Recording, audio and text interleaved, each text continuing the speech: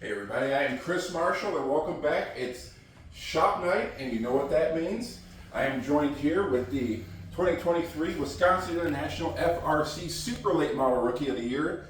Your friend and mine, the big LG, Lou Goss. Lou, how you doing, man? I'm great, Chris. How are you? I'm doing pretty good. I'm looking over here at the car. We got the engines off at Terry's.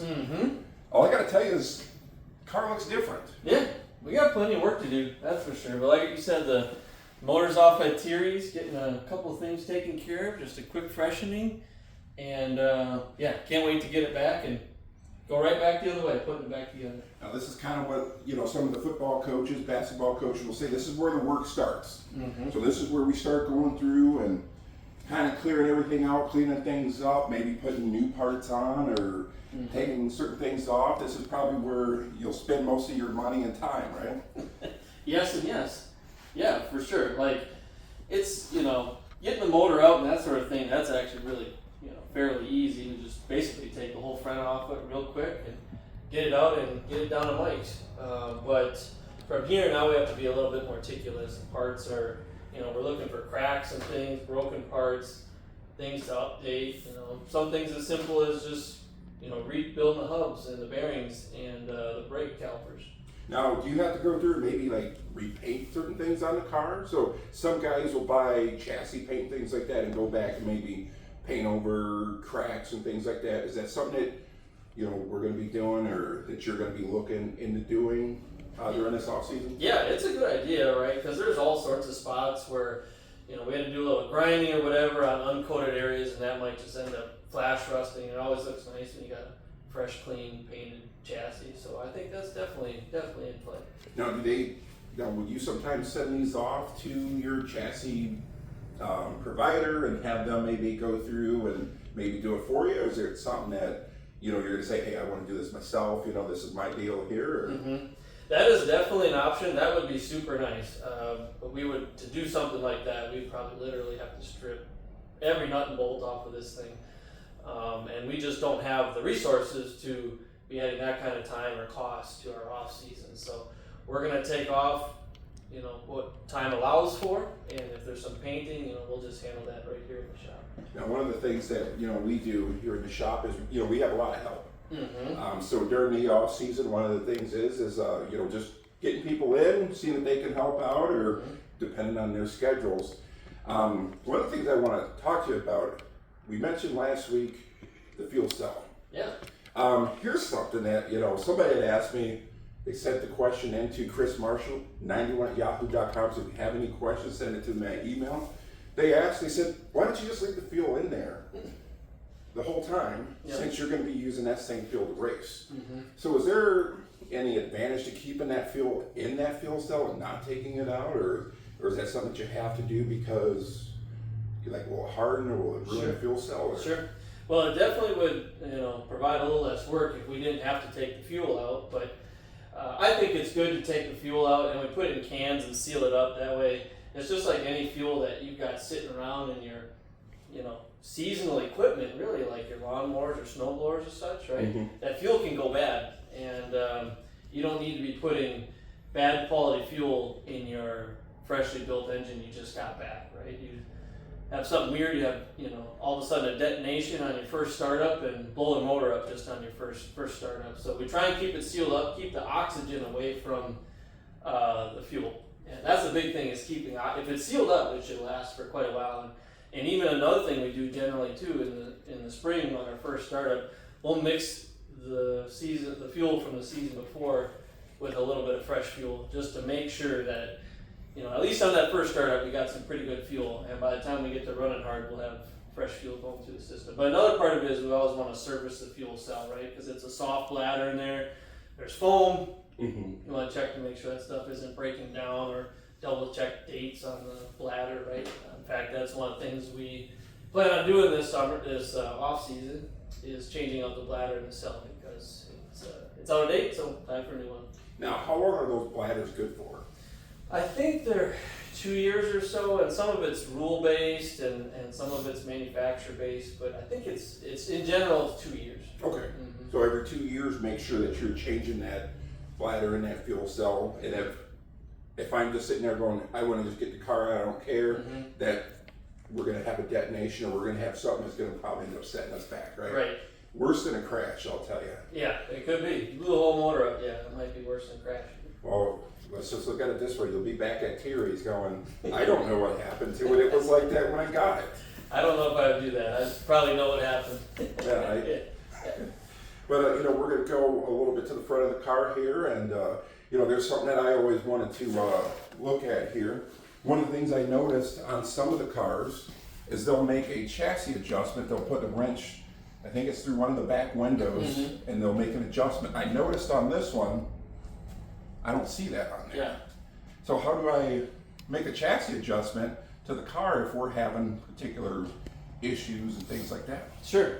Well, the biggest thing on a super late model, and basically any late model, is that they have coilover shock and spring set up. So there's no adjuster through the back window like you see on a NASCAR style car.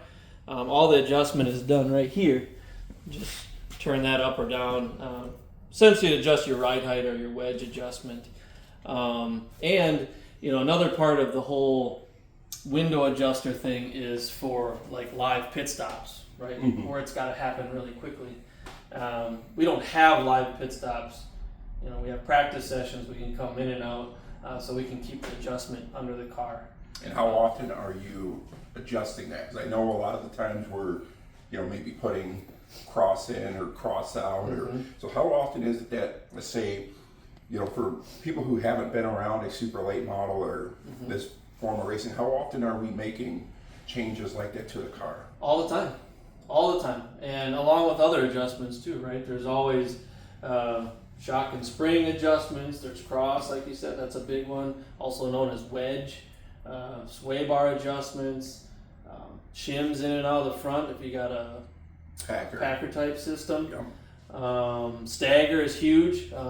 That's probably one of the biggest ones. You can a car can be perfect on one set of tires or at a certain stagger, and you get off just a touch and you're out to lunch all of a sudden. I've seen it to where the car was really good on old tires, and then you put the new tires on there, and everything goes completely south. So when something like that happens, how do you adjust back to that? Because I know it's got to be frustrating. Where you said, "Gosh, we were so much faster here. How did it change here?" So how do you kind of stay motivated and kind of keep from, let's say, freaking out? Because I know for us, when we look at the lap times, we'll go, "Yeah, that's different." Yeah.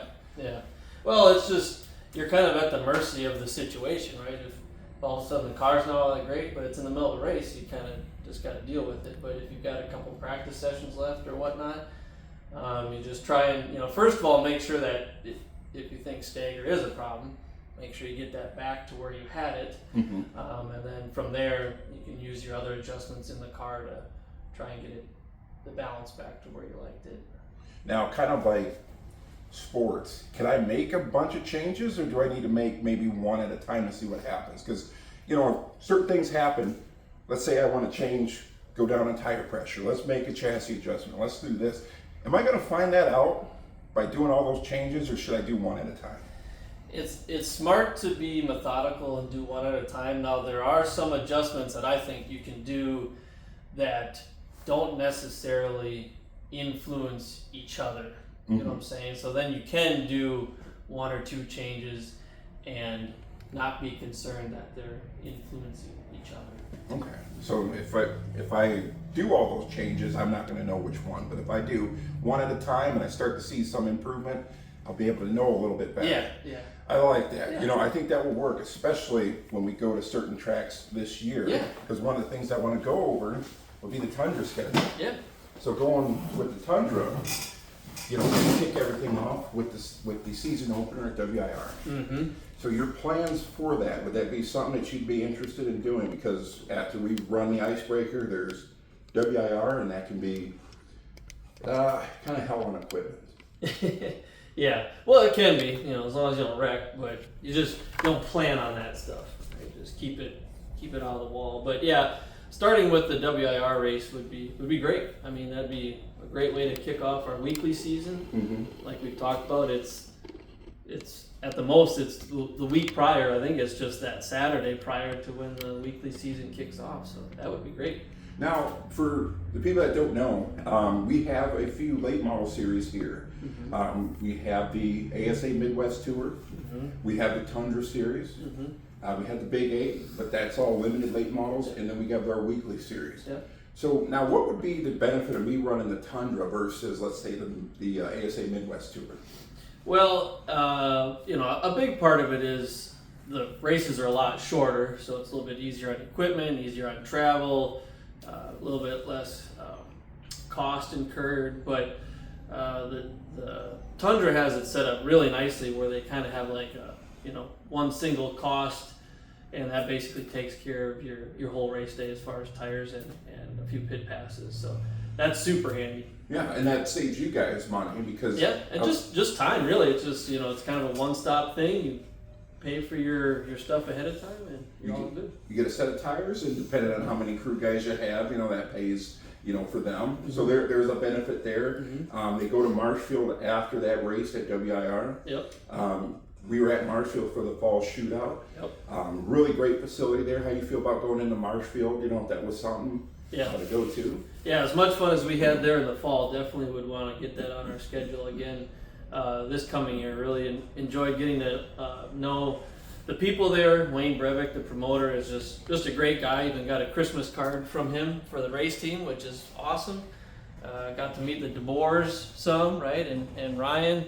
Those guys have been awesome. So yeah, looking forward to seeing them again.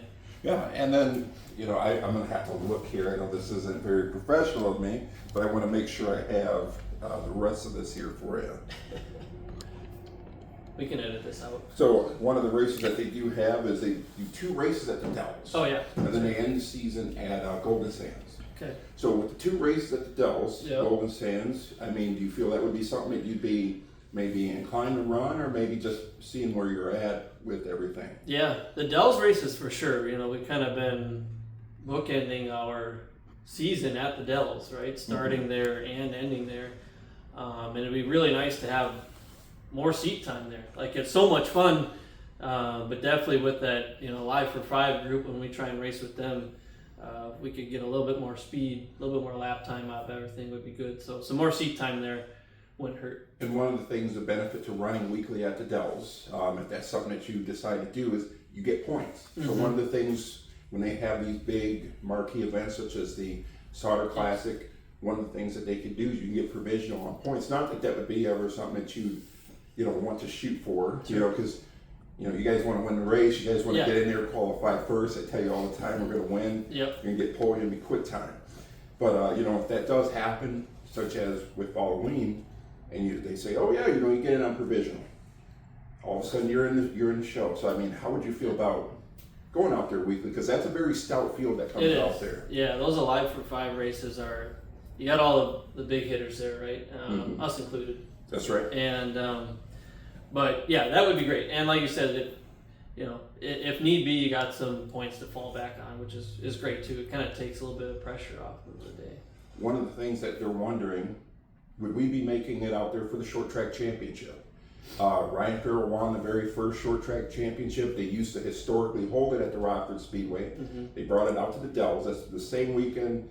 I believe they do the CWRA race. Oh, yep. Now, would that be something you'd be interested in, running the short track championship with the history of that? Yep. Maybe just making it in the field and just seeing what happens. Yeah, of course, that'd be great. We were officially a part of that weekend last weekend, running the CWRA race, which was fun.